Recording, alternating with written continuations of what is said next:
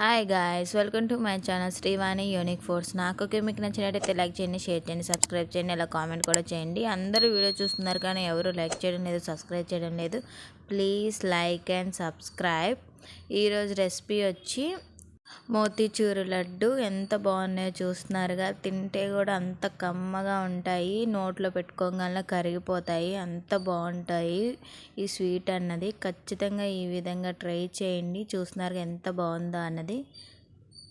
ప్రాసెస్లోకి వస్తే ఒక గిన్నె తీసుకోండి, ఒక కప్పు వరకు శనగపిండి అన్నది వేసుకోండి. ఒక కప్పు అంటే పావు కిలో వరకు శనగపిండి అండి. ఇంక దీన్ని ఉండలు లేకుండా స్టైనర్తో జల్లించి తీసుకోండి శనగపిండి అన్నది. ఇంక తీసుకున్నాక ఇందులో మనం వాటర్ అన్నది వేసుకోవాలి. వాటర్ వేసుకొని మంచిగా కలుపుకోవాలి. నేను ఏ కన్సిస్టెన్సీ రావాలా అన్నది చూపిస్తాను. ఆ విధంగా వరకు మనం వాటర్ వేసుకుంటూనే కలుపుకుంటూ ఉండాలి. మీ దగ్గర ఒక ఎగ్ బ్యాటర్ ఉంటుంది కదా, అది ఉంటే కలుపుకోండి దాంతో. నేనైతే చేతితో కలుపుతున్నాను, మీ దగ్గర అలా ఉంటే అది కలుపుకోండి. చూస్తున్నారు కదా, ఈ కన్సిస్టెన్సీ వస్తే సరిపోతుంది. ఈ విధంగా ఉన్నప్పుడు చూస్తున్నారుగా, గరిటికి ఇంకా అలా అనగానే చూసారు ఎలా లైన్ గీత పడిందో, ఆ విధంగా ఉన్నప్పుడు ఇంకా పక్కన పెట్టుకోండి.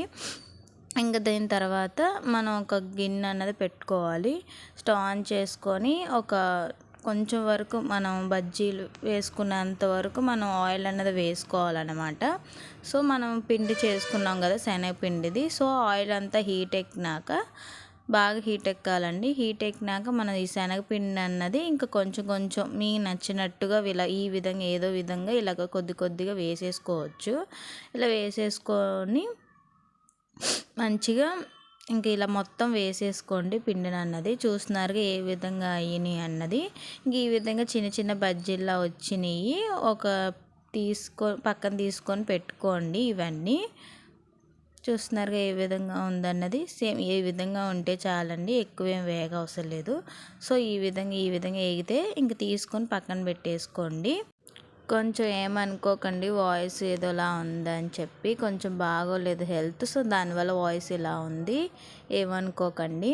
ఇంక దాని తర్వాత మిగతాది కూడా ఇంకా పిండినంతా ఇంకా ఈ విధంగానే వేసేసుకోవాలి. ఇంకా చూస్తున్నారుగా అలా కొంచెం కొంచెం వేసుకొని ఇలా చిన్న చిన్న బజ్జీల్లా వేసుకొని ఇంకా మొత్తం పిండిని ఇంక ఈ విధంగానే వేసుకొని, ఈ కలర్ వచ్చినప్పుడు ఈ విధంగా బజ్జీలు ఉన్నప్పుడు ఇంక తీసేసుకొని పక్కన పెట్టేసుకోండి.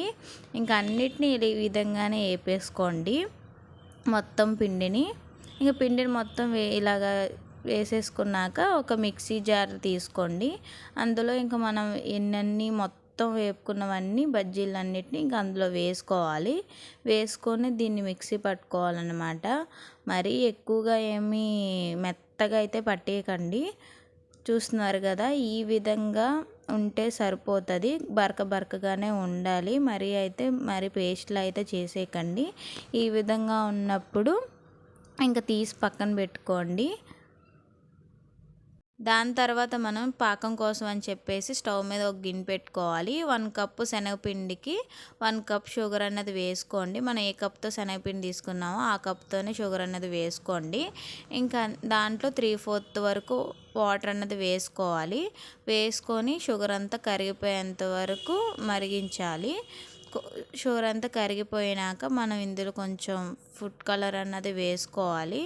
సో రెడ్ ఫుడ్ కలర్ అన్నది వేసుకోండి. ఇంకా మొత్తం కలుపుకోవాలి. ఇది కొంచెం మరగనివ్వండి పాకం వచ్చేంత వరకు. చూస్తున్నారు కదా, ఈ విధంగా మరి ఎక్కువ పాకం అవసరం లేదండి, తీగ పాకం వస్తే చాలు. చూస్తున్నారు ఈ విధంగా వచ్చినప్పుడు ఇంకా శనగపిండి అన్నది బజ్జీలా వేసుకున్నాం కదండి, మిక్సీ పట్టుకున్నాం కదా, ఇంకా అదంతా ఇంకా మనం ఇందులో వేసేసుకోవాలి. స్టార్టింగ్లో క్లిప్ మిస్ అయింది స్టార్టింగ్ వేసేటప్పుడు. సో ఇంకా మొత్తం మనం మిక్సీ పట్టుకున్న శనగపిండిని అంతా మన పాకంలో వేసేసుకోవాలన్నమాట. మొత్తం వేసేసుకొని కలుపుకోవాలి.